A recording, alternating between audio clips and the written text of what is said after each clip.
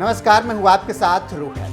हिंदुओं की धार्मिक यात्रा पर जब पत्थर बरसाए जाते हैं तो तथाकथित सेकुलरों के मुंह में दही जम जाती है। और जब मध्य प्रदेश की बीजेपी सरकार आरोपियों के अवैध निर्माण पर बुलडोजर चलाती है तो ओवैसी जैसे नेता मुस्लिम का राग अलापने लगते हैं और शुरू कर देते हैं विक्टिम कार्ड खेलना।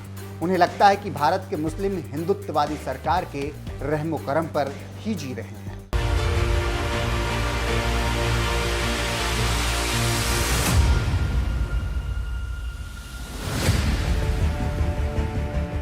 जब नागरिकता संशोधन कानून के विरोध में पूरे देश में दंगा मचाया जा रहा था, जब शाहीन बाग को विरोध का अड्डा बनाकर पूरी दुनिया में भारत को बदनाम किया जाता था, जब विरोध के नाम पर दिल्ली को दंगे की आग में झोंक दिया जाता है, तब कोई नेता इन शांतिदूतों से शांति की अपील करने नहीं आता।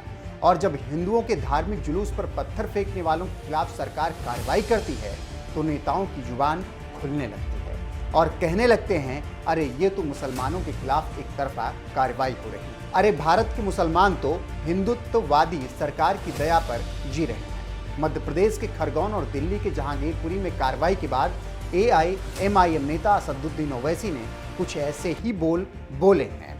उन्होंने एक ट्वीट में मोदी सरकार के खिलाफ भड़ास निकालते हुए लिखा, मुस्लिमों के लिए आज के भारत में रहने का मतलब है हिंदुत्ववादी सरकार की दया पर रहना। चीजें बेहतर होने की संभावना नहीं है।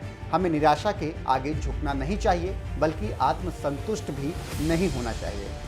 इंशाअल्लाह ये काले बादल गुजर जाएंगे।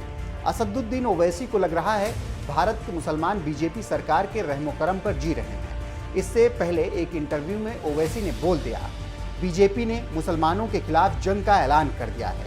खुद धर्म की राजनीति करने का आरोप झेलने वाले ओवैसी आज कानूनी कार्रवाई को भी धर्म के चश्मे से देख रहे हैं। कुछ ही दिनों पहले ओवैसी ने एक और बयान दिया था कि बुलडोजर सिर्फ अहमद और अंसार के खिलाफ चलता है, अजय और अर्जुन के खिलाफ नहीं। और ये कौन सी बात आप पार्टी कर रही है? उनके लोग कह रहे हैं कि वहां पर बांग्लादेशी और रोहिंग्या हैं। इनको क्या गरीबी नजर नहीं आ रही? भारत के नागरिक हैं पूरे के पूरे, वो उनका जुल्म एक ही है कि गरीब हैं। और मैंने जो पहले कहा था वो ये है कि बुलडोजर चलेगा अंसार पर, अहमद पर, बुलडोजर नहीं चलेगा अर्जुन पर और अजय पर।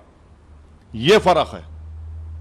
और ये अंसार चाहे बीजेपी में हो या आप पार्टी में हो, वो अंसारी रहता है।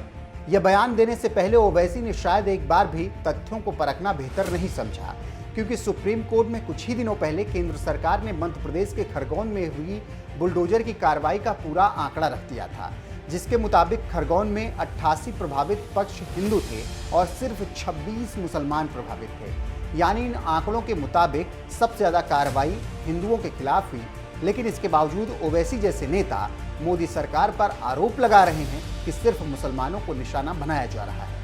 अरे जिस मोदी सरकार ने साल 2019 में लगातार दूसरी बार सत्ता में आते ही कहा था मुसलमानों के खिलाफ होने वाले छल में छेद करना है, वो सरकार भला मुस्लिम विरोधी कैसे हो सकती है? जो सरकार मुस्लिम बहु बेटियों को 3 तलाक जैसे दंड से आज़ादी दिलाती है, वो भला कैसे मुस्लिम विरोधी हो सकती है?